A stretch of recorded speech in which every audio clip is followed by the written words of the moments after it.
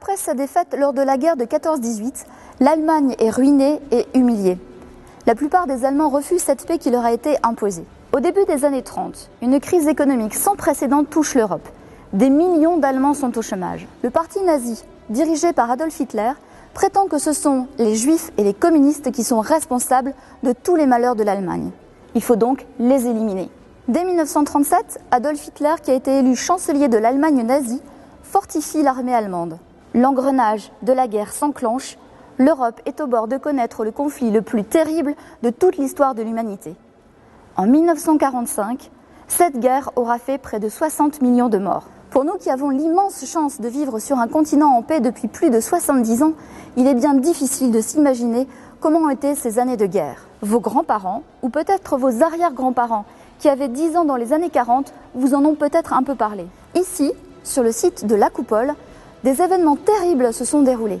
Mais ça, vous allez vite le découvrir.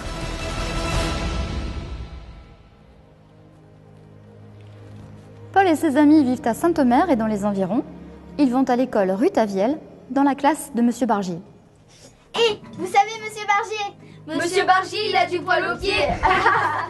Depuis 1940, les enfants connaissent l'occupation allemande, les privations, le couvre-feu.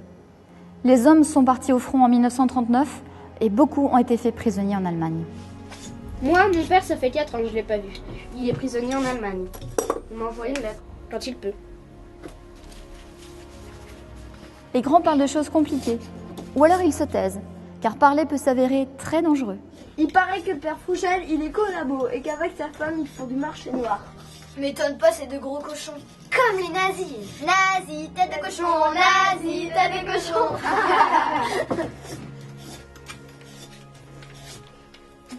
Mon frère, il est de la résistance. Vas-y, tu sais ça comment? Taisez-vous, faut pas en parler. Il pourrait se faire tuer par les cheveux. Jurez de rien dire. Je jure. C'est en septembre 1943 que des centaines de prisonniers sont arrivés pour construire le site de la Coupole. Ils sont encadrés par des ingénieurs et des contremaîtres allemands. On dit que ce sont des soviets, des Russes quoi. Les Allemands, ils les font travailler dans les carrières à Elfo. Mon frère aussi, il travaille là-bas. Il a été réquisitionné pour le travail obligatoire. C'est quoi, le travail obligatoire? C'est quand tu travailles pour les chleux, alors que tu veux pas. Mais t'as pas le choix. C'est obligatoire. Très vite, les résistants, ces jeunes Français qui luttent contre l'occupation allemande, ont compris que les Allemands construisaient des armes de guerre sous terre. Ils emploient de force des prisonniers, mais aussi des jeunes Français réquisitionnés pour le travail obligatoire. 1300 travailleurs creusent des galeries, déblient, consolident des murs, coulent du béton, et cela 24 heures sur 24. Les Allemands, ils construisent des bombes pour les lâcher sur l'Angleterre. Mon grand frère Louis me l'a dit, mais je le vois plus beaucoup en ce moment. Il prépare quelque chose avec ses copains. Qu'est-ce que c'est? Je crois qu'il renseigne les Anglais sur ce que font les Allemands aux carrières d'Elfo. Il prend des sacrés résistants, frère. Moi aussi, je serais résistant. Mais ils font quoi les résistants? Ils sabotent tout ce que font les Boches. Et ils cachent les pilotes anglais qui vont nous délivrer. Il y en a qui planquent des armes. Moi aussi, je serai résistante, parce que j'aime pas les Boches. Mars 1944. Tandis que le chantier de la Coupole avance à un rythme effréné, les Anglais, renseignés par les résistants français, bombardent sans relâche du côté de Wizerne et d'Elfo. Mon tonton Marcel est parti de sa maison. Elle a été bombardée par les Anglais. Ils ont pas visé juste. Pauvre tonton Marcel. Le village a été abandonné, tout le monde est parti. Même le vieux Sanlec est parti. À l'école, 3 à 4 fois par jour, Monsieur Bargier, l'instituteur, interrompt son cours pour emmener les enfants se cacher dans une cave à 30 mètres de là. Moi, ça me dérange pas, j'aime pas trop l'école. Mais quand ça bombarde, on passe tout le temps à la cave. Et quand on sort, c'est l'heure de rentrer chez soi. Sirènes, grondements, tremblements du sol, bombardements, personne ne s'habitue jamais à la peur.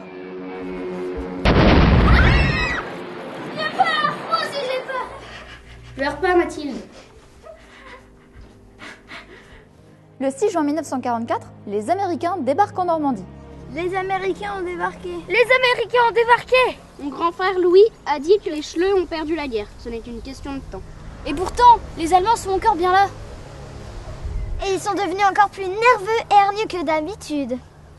Quelques jours plus tard, des bombes géantes, les Tallboy, sont larguées par des bombardiers anglais, les Lancaster, sur le site de la Coupole. Les tall boys, ça pèse au moins 5 tonnes. Ah ouais? C'est mon grand frère Louis qui me l'a dit. N'importe quoi. Au début de l'été, ces bombes géantes, les Tallboy, font des dégâts considérables sur Wizerne et Elfo. Ça doit être énorme ce qui se passe à la coupole pour que les Anglais y balancent autant de bombes.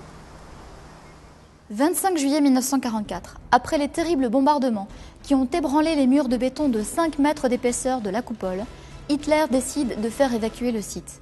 Il n'aura finalement manqué que quelques semaines aux Allemands pour rendre le site de la coupole opérationnel et détruire Londres. Les 500 prisonniers russes ont été déportés vers les camps de la mort. Personne ne les reverra jamais.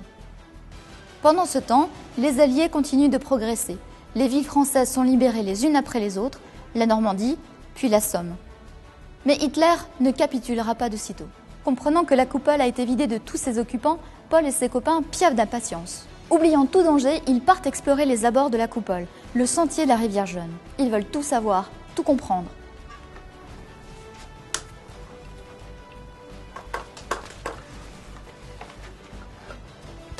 Voilà, on va sur le site, on va faire le tour de la rivière Jaune en passant par les marais.